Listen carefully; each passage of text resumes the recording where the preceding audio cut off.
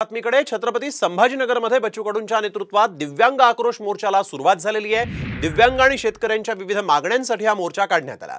क्रांती चौक ते विभागीय आयुक्त कार्यालयापर्यंत हा मोर्चा असणार आहे। मोर्चाच्या पार्श्वभूमीवर मोठा पोलीस फौजफाटा इथं तैनात करण्यात आलेला आहे। या मोर्चाला परवानगी मिळत नव्हती आणि त्यानंतर बच्चू कडूंनी मोर्चा उद्या निघणारच असा इशारा देखील दिला होता आणि आता आपण बघतोय दिव्यांग आक्रोश मोर्चा छत्रपती संभाजीनगरमधून निघतोय।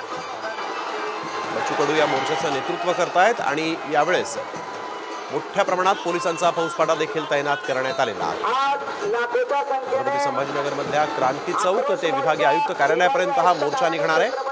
शेतकऱ्यांच्या विविध मागण्यांसाठी तसंच दिव्यांगांच्या विविध मागण्यांसाठी हा मोर्चा काढण्यात आलेला आहे।